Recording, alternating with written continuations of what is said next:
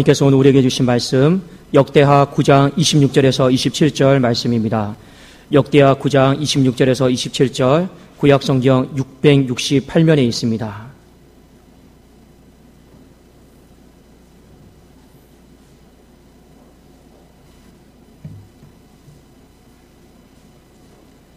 자, 우리 한 목소리로 26절부터 28절까지 읽도록 하겠습니다. 시작. 솔로몬이 유브라데 강에서부터 블레셋 땅과 애굽 지경까지의 모든 왕을 다스렸으며 왕이 예루살렘에서 은을 돌같이 흔하게 하고 백향목의 평지에 뽕나무같이 많게 하였더라. 솔로몬을 위하여 애굽과 각국에서 말들을 가져왔더라. 아멘. 자, 오늘 귀한 것이 흔하게 되는 시대를 우리에게 주십시오. 이 말씀으로 우리 함께 은혜를 나누고자 합니다. 하나님이 솔로몬을 참 많이 사랑하셨어요. 보통 사랑하신 게 아니고 어마어마하게 솔로몬을 많이 사랑하셨습니다. 그래서 솔로몬에게 귀한 것도 많이 주었어요. 역대하 9장 20절에 보니까 솔로몬 왕이 마시는 그릇은 다 금이요 레바논 나무 궁의 그릇들도 다 순금이라.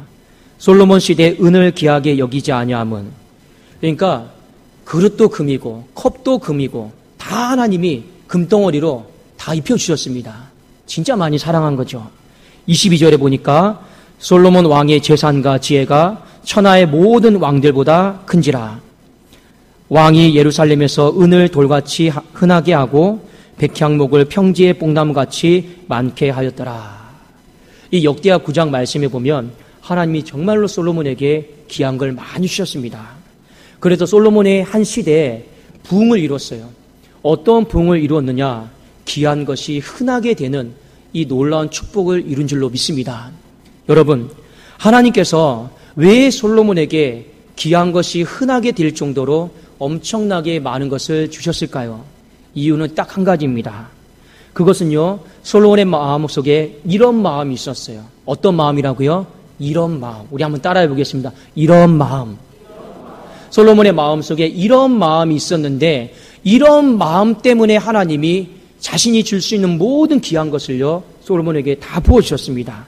그 이런 마음이 바로 역대하 1장 11절에 나와 있습니다. 우리 한번 같이 읽어보기를 원합니다. 역대하 1장 11절에 있는 말씀입니다.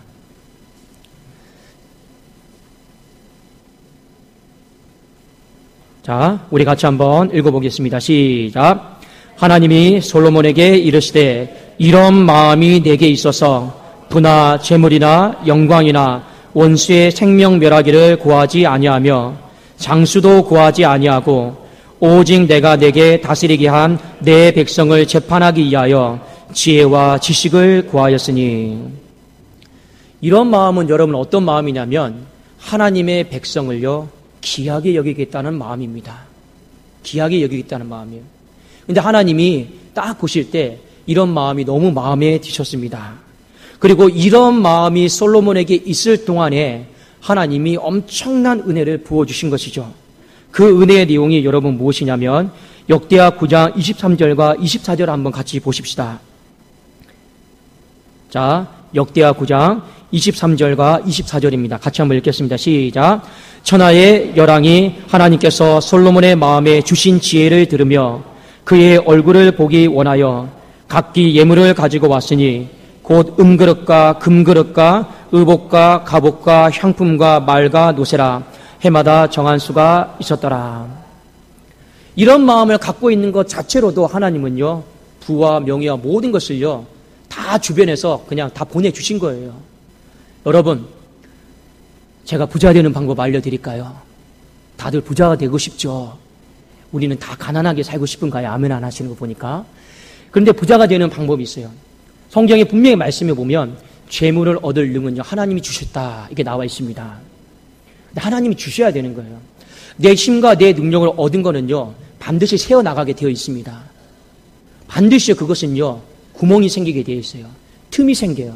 그러니까 우리가 아무리 벌어도 내 가정에 한 사람 누구 병원에 누워봐요. 병원비로 다 나가는 거죠. 사고 하나 나봐요. 그래도 제가 전도사 때 저희 교회 담임 목사님이 이런 말을 했습니다. 항상 신방 가실 때마다 이런 기도 하더라고요. 하나님 아버지, 사랑하는 성도들의 가정 가운데 지출을 막아 주시옵소서. 지출을 막아 주시옵소서. 그때 당시에 왜 그런 기도를 했나 봤더니 이런 그게 정답이에요. 지출을 안 막아 주시면요, 우리가 아무리 벌어도요 그게 다 나가더라고요. 근데 중요한 건 무엇이냐? 한 사람의 인생이 크게 되고 작게 되는 것은 하나님의 손에 있는 줄로 믿습니다. 하나님이 솔로몬의 마음속에 이런 마음이 있으니까 그냥 다 끌고 모아주시는 거죠. 정말 쌍끌이 어선처럼 다 끌고 모아주셨습니다. 그런데 솔로몬의 인생 가운데 이런 마음이 변질이 되기 시작합니다. 어떻게 변질이 되느냐? 어느 정도 안정되고 편해지다 보니까 이방 여자에게 눈 돌리기 시작해요. 하나님 앞에 예배 드리는 것을요 귀찮게 생각해요. 옛날에는요 하나님 앞에 1000번째 드리고 또 소도 몇천 마리 드리고 그것을요 얼마나 기쁜 마음으로 한지 몰라요. 그냥 드렸겠습니까? 온갖 정성을 다해서 하나님 앞에 다 드린 거예요. 근데 이젠 귀찮아요. 대충대충 드리는 거죠. 하나님이 딱 보시자마자 솔로몬아, 네 마음이 변질되어 가고 있구나. 변질되지 마라. 변질되지 마라. 하나님이 한두 번 말씀하신 것이 아니라 수차례 솔로몬에게 나타나셔가지고 경고를 하셨습니다. 변질되지 마라. 어떤 마음이요? 이런 마음이 변질되면 안 된다. 그 내용이 열왕기상 11장 9절 10절에 나와 있습니다. 한번 띄워주시겠습니까?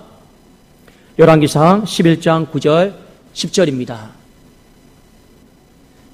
자, 제가 한번 읽어드릴게요.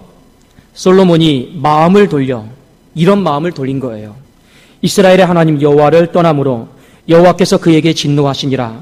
여호와께서 일찍이 두 번이나 그에게 나타나시고 이 일에 대하여 명령하사 다른 신을 따르지 말라 하셨으나 그가 여호와의 명령을 지키지 않았으므로. 분명히 여러분 변질되지 말라라고 경고했어요. 하나님은 우리의 삶에요 반드시 경고를 주시는 분입니다. 너 그렇게 하면 안 돼. 너 그렇게 하면 안 돼. 그런데 어떻게 합니까? 솔로몬의 마음이 변질이 되기 시작합니다. 그 결과 솔로몬의 나라가 반으로 갈라집니다. 그 결과 어떤 일이 벌어지냐? 하나님이 귀한 것을 흔하게 만들어 주셨는데 그것이 이제 끊어져요. 끊어지고 솔로몬이 죽고 난 뒤에 남북으로 갈라지죠. 그리고 북이스라엘과 남유다는요 그 아수르와 바벨론 제국에 다 밟히는 거죠. 그 이후에 어떻게 되냐? 축복의 땅이 황폐한 땅으로 바뀌게 되고 가뭄과 기근이 찾아옵니다. 그 가뭄과 기근, 여러분 북이스라엘의 엘리야 아시죠? 엘리야 할 때 어떤 일이 벌어집니까? 하늘에 3년 6개월 동안 하나님이 하늘을 닫아버렸어요. 비가 안 내리는 거예요. 이게 여러분 누구 때문에 일어난 일인지 아십니까? 솔로몬이 이미 이때부터 이런 마음을 변질되어서 그런 겁니다. 그 결과로 고통을 당하고 있는 것이죠. 오늘 말씀을 통해서 우리에게 주시는 메시지를 한번 잘 생각해 보았으면 좋겠습니다. 하나님께서 우리 독산동교회를 사랑하시는 줄로 믿습니다. 그래서 많은 새가족들을 보내주셨습니다. 왜 하나님이 새가족을 보내주셨을까요? 목사가 잘생겨서요? 그렇지 않죠. 왜 하나님께서 새가족을 많이 보내주셨습니까? 그래도 우리 독산동교회 성도님들의 마음속에 이런 마음이 있기 때문에 하나님이 새가족들을 보내주신 줄로 믿습니다. 이런 마음이 어떤 마음입니까? 하나님의 백성들을 귀하게 여기겠다는 마음이에요.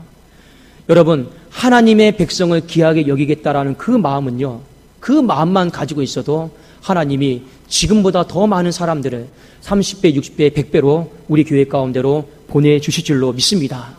그래서 저나 여러분의 마음 가운데 살아가면서 꼭 교회의 부흥을 위한 것뿐만 아니라 내 가정의 부흥을 놓고도 우리는 얼마나 갈망하고 있습니까?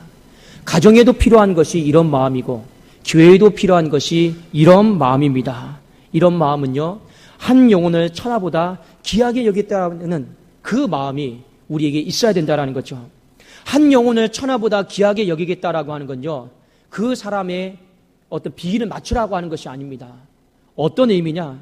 정말 그 사람이 신앙 안에서 잘 자랄 수 있도록, 믿음 안에서 잘 자랄 수만 있다라면, 예배를 잘 드릴 수만 있다라면 내 간이고 쓸개고 다 빼주라는 거예요. 그 사람이 정말로 예배 드리는 자리에 나올 수만 있다라면 내가 차로 모시는 거, 여러분 그게 무슨 대수냐라는 겁니다.